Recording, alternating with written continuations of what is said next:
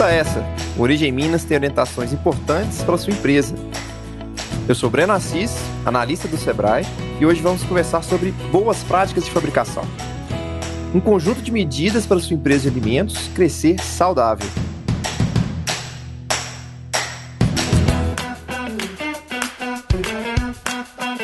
Olá, sejam muito bem-vindos.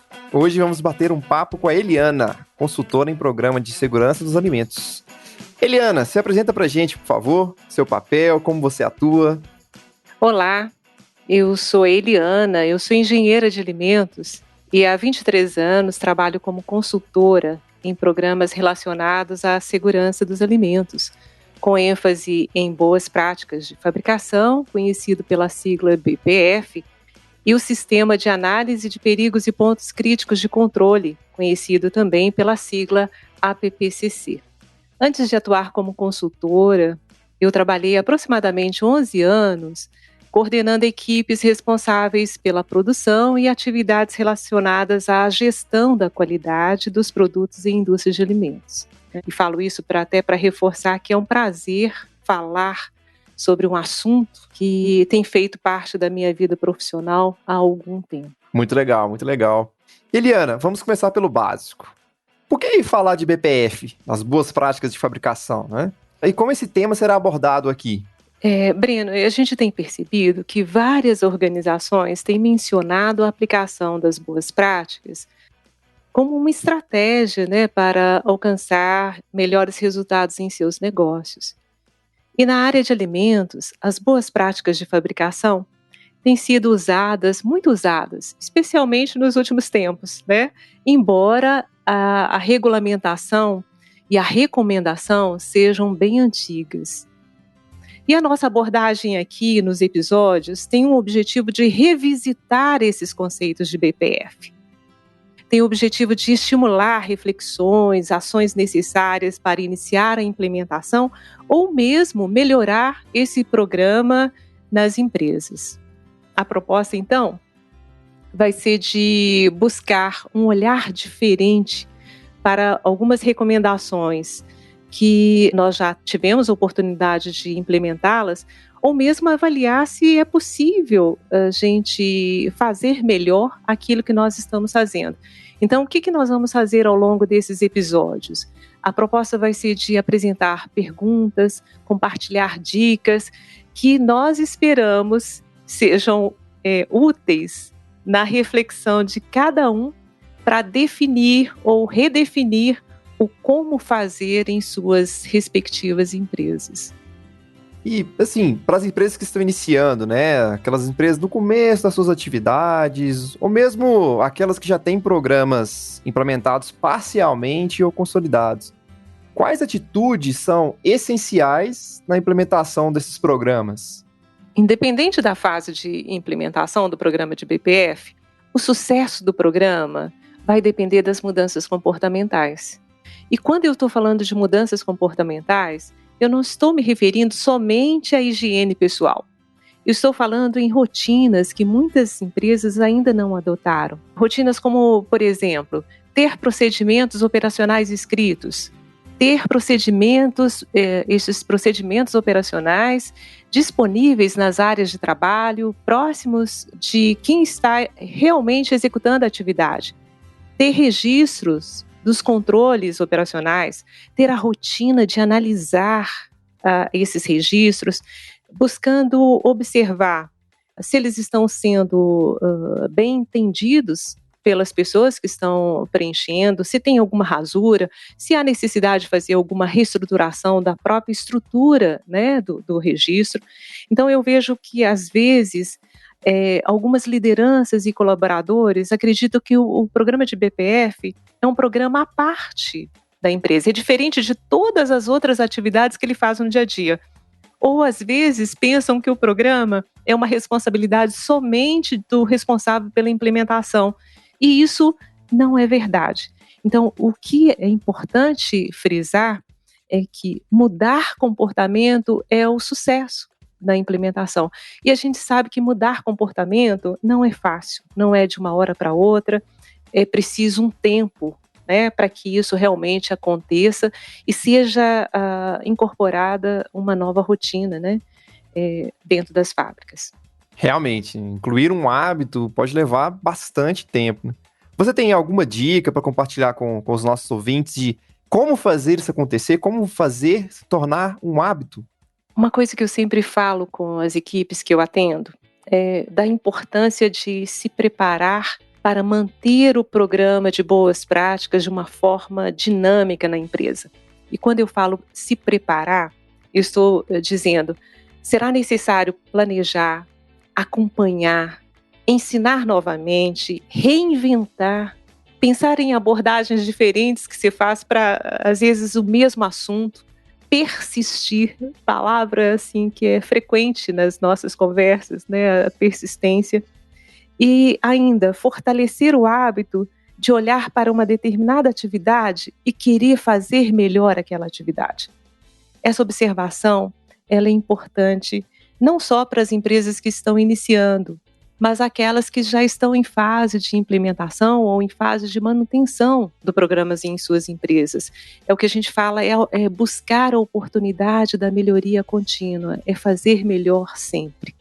Então, empresários, lideranças, colaboradores envolvidos nessa implementação, eles precisam ficar atentos a essa questão. O programa de BPF precisa estar vivo na empresa, fazer parte de cada atitude, fazer parte de cada ação ou de cada regra da instituição. Investir em mudança comportamental é o sucesso de BPF. E essa mudança é responsabilidade de todos.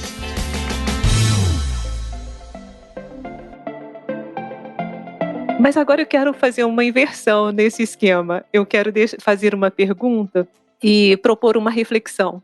Você, empresário, né, ou liderança, ou coordenador do programa, você lê frequentemente o regulamento de BPF, especialmente quando vai fazer a revisão do programa em sua empresa? Então eu deixo aqui uma reflexão. Você está sempre em contato com os requisitos desse programa quando vai fazer a reestruturação dele na sua empresa? Então, a sugestão que eu faço para as equipes é leiam o regulamento várias vezes e em momentos diferentes. A gente observa na prática que a cada leitura, um determinado aspecto do regulamento vai nos chamar mais atenção. Então, na leitura frequente, temos a oportunidade de mergulhar em requisitos que não foram tão percebidos antes e complementar, ou ainda melhorar aquilo que a gente já faz. Excelente chamada para reflexão, Eliano. Concordo que, ao reler, às vezes vemos itens que não ficaram claros numa primeira leitura ou primeira análise. Agora, uma outra pergunta. E como as empresas podem ter orientações sobre o que constitui o programa de boas práticas? Bom, os requisitos de BPF podem ser consultados nos regulamentos específicos estabelecidos e publicados pela Agência Nacional de Vigilância Sanitária, Anvisa, né? Ou pelo Ministério da Agricultura, Pecuária e Abastecimento, MAPA. Eu sempre falo para as empresas, para as lideranças, consultarem esses regulamentos nos sites desses órgãos, né? Eles estão disponíveis lá nos respectivos sites. Só é importante ficar atento para garantir que a impressão do documento está sendo realizada a partir da versão oficial.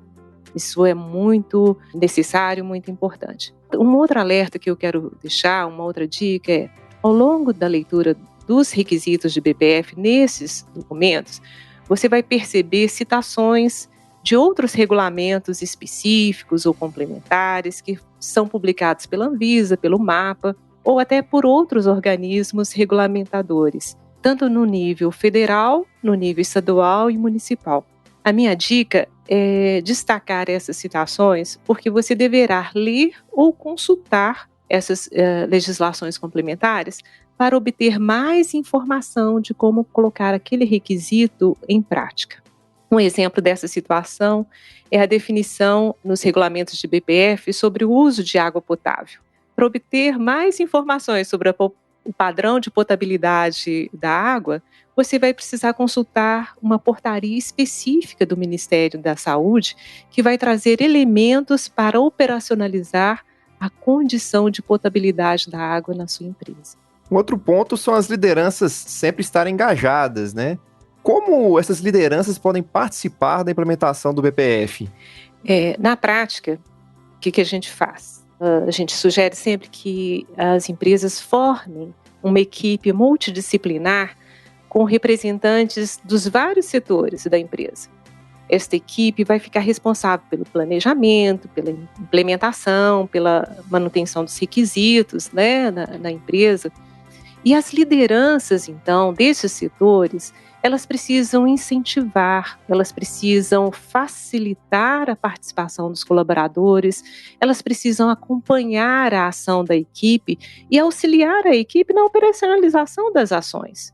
Então, é essencial que as lideranças sejam exemplo no cumprimento das regras de BPF. Por isso, é importante que elas leiam e entendam bem os regulamentos das boas práticas de fabricação. E aí, nesse grupo de leitura, né, dos regulamentos, eu estou incluindo os empresários, porque eles vão participar do programa, garantindo respaldo e recursos necessários às ações definidas pela equipe, além, claro, de acompanhar a evolução dessas ações.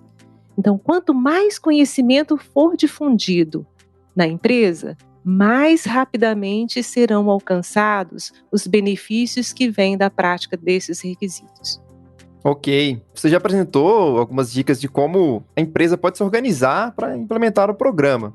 Mas a pergunta que não quer calar: qual é o conceito de BPF na prática? Vamos lá revisitar o conceito, né, Breno? Quando falamos de boas práticas de fabricação, estamos nos referindo a um conjunto de requisitos que vão estabelecer as medidas, as condições higiênico-sanitárias, os procedimentos operacionais que são necessários para a produção dos alimentos seguros para o consumo humano. Tudo isso de acordo com as exigências, claro, né, dos regulamentos técnicos específicos de cada produto, com a qualidade sanitária necessária e declarada pela empresa, ou seja, com as características que foram definidas para aquele produto. Então, numa visão assim bem geral, essas condições estão relacionadas a projetos, a instalações, a equipamentos, a aquisição de matéria-prima, de ingredientes, embalagens, passando por higiene pessoal, higiene do ambiente, das superfícies que entram em contato com o alimento, o controle de pragas, a higiene na elaboração do produto, a produção propriamente dita, e pensar até na distribuição desse produto, nos canais de distribuição desse produto até o nosso cliente. Mas antes da gente falar de um requisito assim específico, eu gostaria de destacar a importância do fortalecimento da cultura da organização, da identificação de áreas, da identificação de utensílios, equipamentos dentro do programa de boas práticas.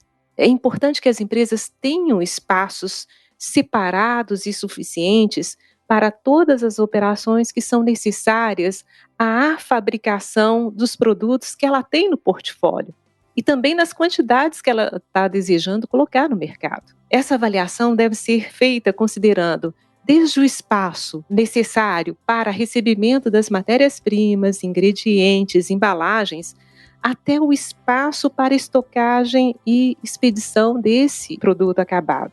Então, identifique os espaços, identifique equipamentos, identifique utensílios. Isso, na prática, vai ajudar muito no autocontrole do programa dentro das empresas. Incentive, por exemplo, que os colaboradores mantenham as áreas organizadas, mantenham as áreas livres de materiais desnecessários àquela atividade que ele está desenvolvendo naquele momento. Respeite a separação das áreas e dos locais para guardar os utensílios. Estimule o hábito de voltar com os materiais e ferramentas para os respectivos lugares depois de usá-los e, claro, depois de limpá-los, né? Veja, isso são boas práticas. São as mudanças comportamentais que precisam virar hábitos dentro das empresas para que realmente o sucesso, né, os frutos possam ser colhidos com esse programa. Ótimo, Eliana. Acho que por hoje já temos informação suficiente para tomar as primeiras atitudes, né, no caminho da implementação e melhoria do programa na sua empresa. Muito, muito obrigado pelas dicas. Ô, Breno, eu que agradeço e até a próxima.